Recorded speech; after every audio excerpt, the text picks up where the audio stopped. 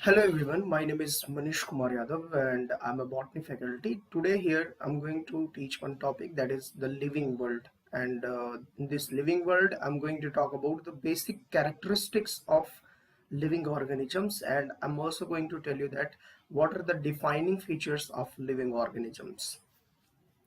So first of all, I will tell you that what are the characteristics of living organisms. Characteristics of living organisms. So if you talk about characteristics of living organisms, living organisms, then characteristics of living organisms consist of two types of characteristics. Few characteristics are which those are visible from outside, we can observe it from outside, and there are few characteristics which we cannot observe from outside, those are visible only from the inside. Okay, so we have two types of characteristics which can be like, first of all we can talk about growth, reproduction, and sensitivity. So these are the features, these are the characteristics which are visible from the outside. Anyone can observe it from the outside. So these are observable from outside. From outside. Now there are few characteristics which are not visible from outside. Those are only observable inside only. Okay, so we can talk about those also. Like we have metabolism, we have self-replication, then we have self-organization. So these features are still going on from inside, but we can't observe it from outside.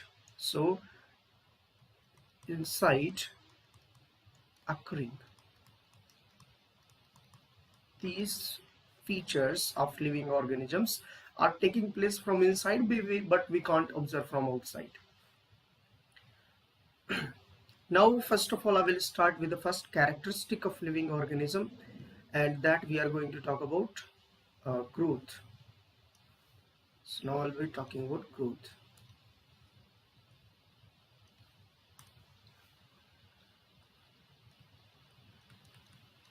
Growth. So first and very important thing about growth is that if I'm talking about growth as a characteristic, if I'm telling that growth is a characteristic, that means this growth is observed in non-living things also. That's why it is not the defining feature of living organisms. So first of all I will talk about the growth in living organisms, that how living organisms show growth.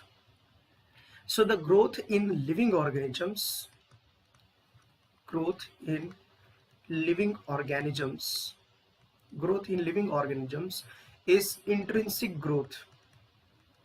It is intrinsic growth. It is intrinsic growth. That means this growth takes place inside of the body. Okay, we can talk about like examples we have, such as we'll see that increase in body mass, increase in body mass, increase in body mass. This is the first one, in which you will see that, let's say the weight of a particular organism is having with a 5 kg, after some time it can become 10 kg. So this is the increase in body mass, and this is the intrinsic growth of any living organism. Then I can talk about increase in number of cells, increase in number of cells, increase in number of cells. This is also the example of intrinsic growth. So whatever it is happening from inside the body, it is happening, And intrinsic growth, we can say this is irreversible growth. It is irreversible. Irreversible, that means once the growth has taken place, it can't be reverted back. Okay, so that's why living organism shows intrinsic growth that is irreversible. It includes increase in body mass from inside of the body only, and increase in the number of cells by particular cell divisions. Now I can talk about the organisms, like I can talk about plants, I can talk about animals. So if you talk about plants, in the plants, growth is unlimited. That means at the entire age of the life, you will see that growth is taking place. So growth is unlimited, and it occurs till entire lifespan. Occurs for entire lifespan.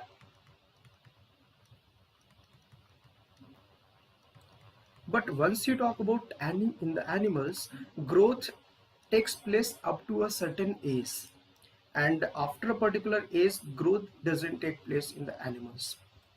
So growth till certain age, till certain age. So now I can talk about some other factors about the growth. So first of all, I will tell the examples of unicellular organisms. In unicellular organisms, if we take the example of unicellular organisms, like we have the examples such as yeast, bacteria. In these organisms, you will find it out, once they are undergoing growth, they will also increase the number of population also. How it is happening? You just see, let's say we have one particular bacteria. This is one bacteria, and if it wants to go under growth, let's say it is undergoing mitosis. If it is undergoing mitosis, then you will see that we have two bacteria. Number of bacteria will become 2. So first of all, it has taken place growth, and apart from that, you will see that population has also increased. Previously there was one bacteria, now there are 2 bacteria. So in the unicellular organisms, this is a specific feature. Once growth is taking place, this will also increase the number of cells or number of individuals. Along with the number of cells which is going to increase, that is growth, but it is also increasing the number of individuals. So this is the phenomena in which we can say growth and reproduction are synonymous to each other. Growth and reproduction are synonymous in unicellular organisms, not in multicellular organisms. And we can also say growth and reproduction are inclusive events. These are inclusive events in unicellular organisms, not in multicellular organisms. In multicellular organisms, there is totally different phenomena. You will see that in multicellular organisms, growth and reproduction are exclusive events. There has nothing to do with the growth and reproduction.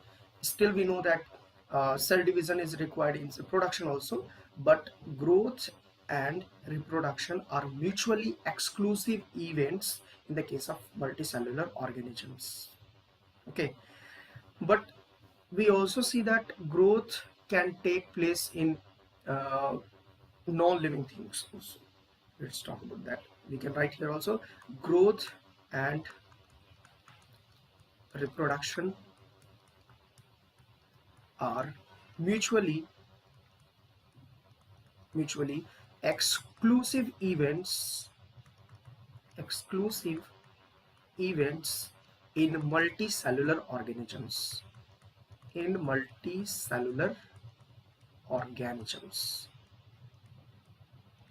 Multicellular organisms. Okay, now I can talk about growth in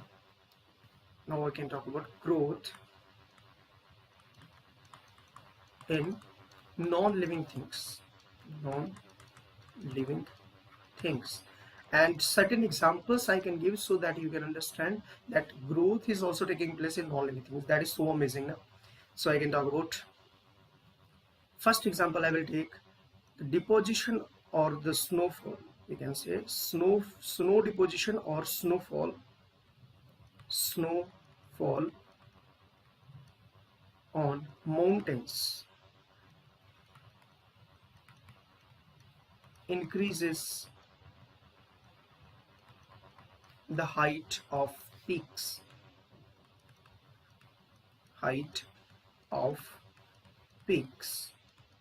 So this type of growth is also taking place in non-living things. I can also take the example sand dunes, sand dunes deposition by river flows, by river flows. This is also the example of growth in non-living things. Okay, and this type of growth in non-living things, this is reversible. That means it can be reverted back. It will be reverted back once, let's say, snowfall has taken place on mountains. Once the sunlight or temperature increases, then the snow will be melted, and once again the previous situation would occur. Okay, so that's why I'm telling that growth in living organisms is irreversible and growth in non-living things is reversible. Thank you so much. That's all.